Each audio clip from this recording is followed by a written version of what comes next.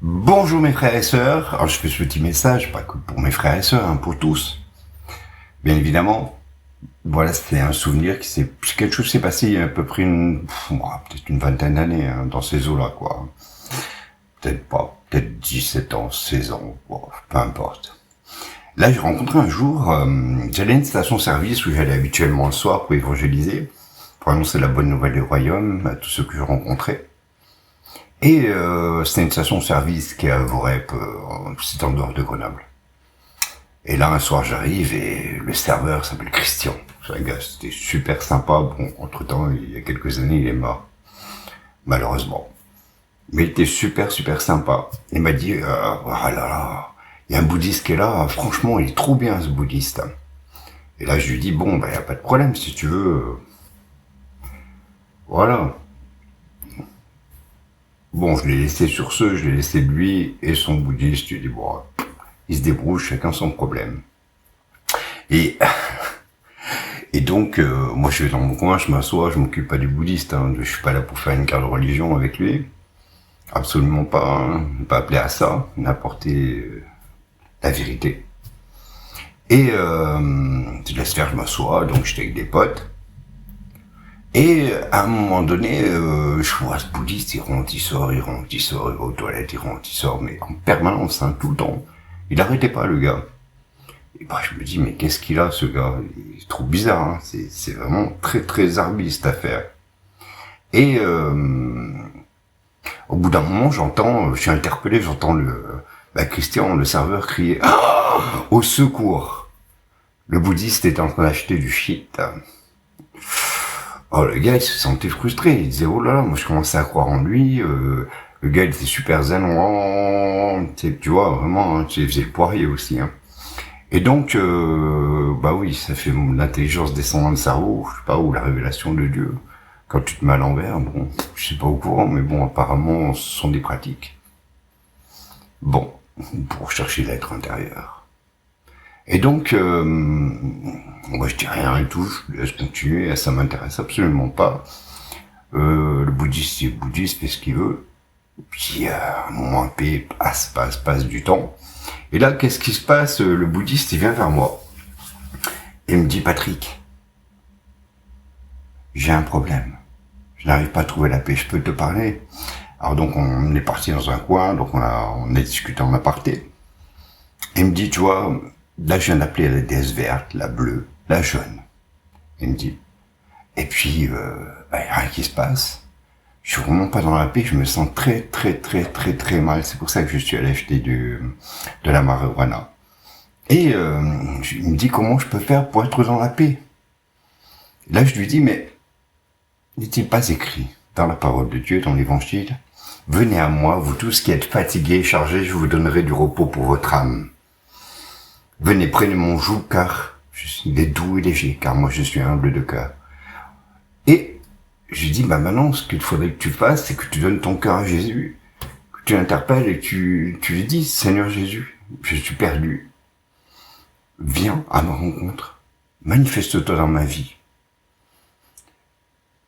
Et puis, à un moment donné, on parle. Je vais pas vous donner tous les détails de la discussion. Et il me dit, tu sais, j'étais chrétien avant. J'allais dans une communauté évangélique. Et j'étais vraiment très très en train et je suis resté quand même 2 ans. Et j'avais l'impression d'avoir trouvé une famille, d'avoir trouvé une raison de vivre, de me retrouver avec moi-même, j'étais dans la paix. Et je sentais à des moments donnés des vibrations, quoi. Je sentais des choses qui touchaient mon cœur, qui me faisaient vibrer vraiment de tout mon être. Donc j'ai eu des manifestations de Dieu dans ma vie. Mais lorsque j'ai pu ressentir ces manifestations, j'ai quitté l'assemblée. Et un jour j'ai rencontré un bouddhiste qui m'a dit, voilà, je vais te montrer, voilà, il a appris les vibrations, il a appris à faire le poirier, et ainsi de suite. Et là, il pensait avoir trouvé la paix. Malheureusement, ce n'était qu'une tromperie. Il n'avait rien trouvé du tout. Sinon, dans un état pire qu'il ne l'était auparavant. Et donc, ça nous interpelle tous en tant que chrétiens. Quand on va dans l'assemblée, Quand on a une révélation de Dieu, ce qui nous attire à l'assemblée, et que l'on y vient, la foi, c'est pas une sensation. C'est pas un sentiment. La foi, c'est l'espérance des choses que l'on n'a pas vues se produire, mais qui vont se produire.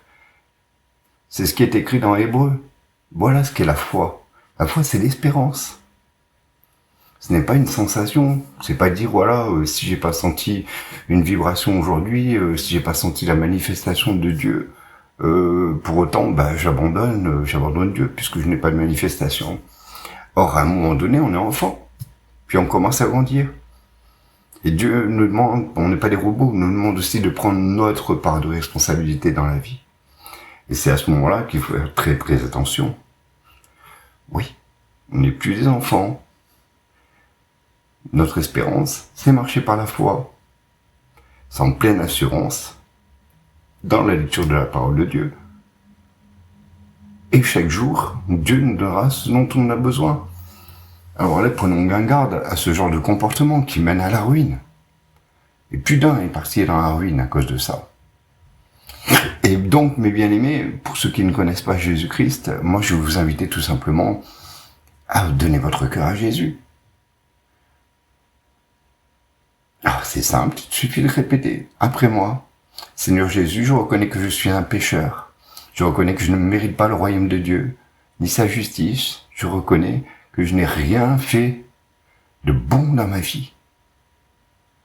Même si j'ai fait des œuvres bonnes, j'ai donné ceci, cela, mais au comparé de tout ce que j'ai pu faire, Seigneur, je ne mérite rien. Mais tu es mort à la croix pour payer mes péchés, pour payer la rançon. Ce qui m'éloigne du Père, toi tu es venu, tu l'as effacé. C'est pourquoi je t'invite à entrer dans ma vie, être mon Seigneur et mon Sauveur. Et à ce moment-là, je vous le dis en vérité, attendez-vous à une manifestation de Dieu. De tout votre cœur, oui, une manifestation de Dieu, il vous visitera. Je vous bénis, que le Saint-Esprit vous touche, qu'il vous visite profondément, qu'il change vos vies, vos cœurs et vos pensées, qu'il vous donne une paix qui dépasse toute intelligence, une paix incroyablement belle.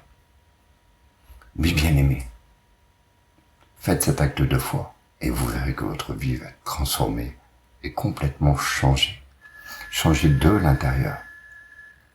Amen. À bientôt, mes bien-aimés.